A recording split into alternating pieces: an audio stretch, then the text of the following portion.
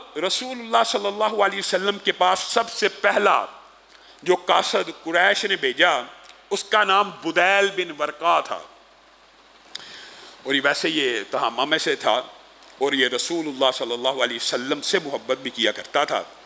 बहरहाल वो आया, रसूलुल्लाह सल्लल्लाहु अलैहि वसल्लम ने नेगोशिएशन शुरू की और कहा ये कुरैशी क्या करते हैं, ये चीते की खाल पहने हुए, ये कुरैशी क्या हैं।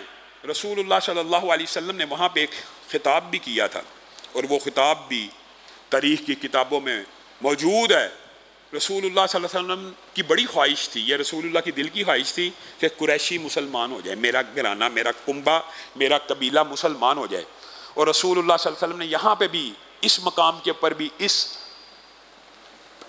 यानी दिल की बात को जुबान पे लेके आए कि कुरैशियों को क्या हो गया, मैं भी तो कुरैशी हूँ, मेरा पीछा ही छोड़ देते, मेरे से ही जंगे करते करते, कत्ल करते करते अपने कबीले और कुंबे को भी कमजोर कर लिया।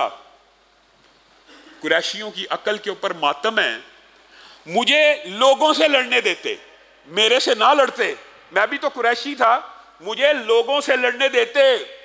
अगर मैं गालिब आ जाता तो कुरैशियों की इज्जत में भी इजाफा हो जाता कि मोहम्मद सल्लल्लाहु अलैहि वसल्लम कुरैशी हैं, गालिब आ गए। अगर मैं मगलूब हो जाता तो तुम जो चाहते हो वो तुम्हारा काम पूरा हो जाता। तो तुम मेरे ऊपर हमला कर करके अपने बंदे जो कत्ल करवाते जा रहे हो और जहन्नुम में पहुंचाते जा रहे हो, बाज क्यों नहीं आते, मेरे से लड़ते हो। यानी रसूलुल्लाह सल्लल्लाहु अलैहि वसल्लम ने यहाँ पे जिस दुख और करब का इजहार किया वो दो तरह का है। एक कि काश ये मेरे से ना लड़े, मुझे लोगों से लड़ने दे, अगर मैं गालिब आ जाऊंगा तो कुरैशी समझे गालिब आ गए, कुरैश यही चाहती है ना गालिब आ जाए, तो कुरैशी गालिब आ गए। अगर मैं मगलूब हो गया तो कुरैशी यही चाहते हैं ना मैं मगलूब हो जाऊं, कुरैशी भी यही चाहते हैं। तो दोनों तरफ से उनकी हाजत पूरी होती है। फिर भी इनकी अकल के ऊपर पर्दा है। फिर वहां पे ऐलान किया अल्लाह की कसम, लेकिन अगर ये मुझसे लड़ने से बाद ना आए तो जब तक, उर्दू मुहावरे में बायन यही तर्जमा बनता है, जब तक जान में जान बाकी है, जब तक गर्दन कान से जुदा नहीं होती है, कुरैशियों मैं मोहम्मद सल्लल्लाहु अलैहि वसल्लम तुमसे लड़ता रहूंगा। और बुदैल को कहा, बुदैल मैं सिर्फ उम्रा करने की नीयत से आया हूं, मैं जंग करने की नीयत से नहीं आया। अगर जंग करने की नीयत से आता तो ये तुझे हराम नजर ना आते, अगर जंग करने की नीयत से आता तुझे ये शिआर ज़दा ऊंट नजर ना आते। क्या कोई हमला आवर ऐसा भी हो सकता है जो हराम पहन के हमला करे?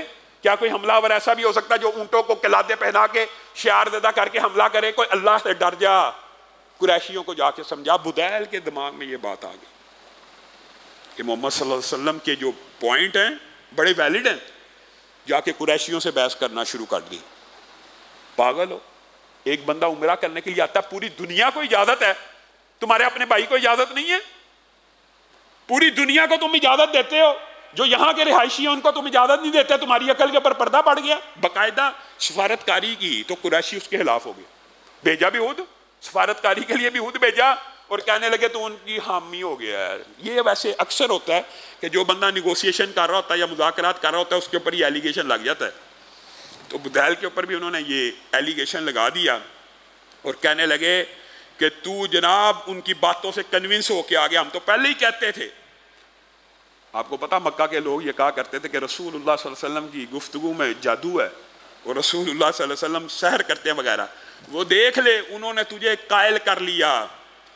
तो उर्वा बिन मसूद सकफी जो भी मुसलमान नहीं थे हुए, उन्होंने कहा इसको हम बेचते हैं।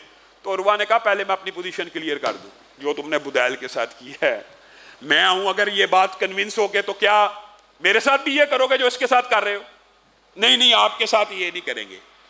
तो उर्वा ने वहां पे ही कह दिया था, वहां पे ही, कि बुदैल की बातों में दम है, इसकी बातों में जान है, ये जो गुफ्तगू कर रहा है ये वजनी गुफ्तगू कर रहा है।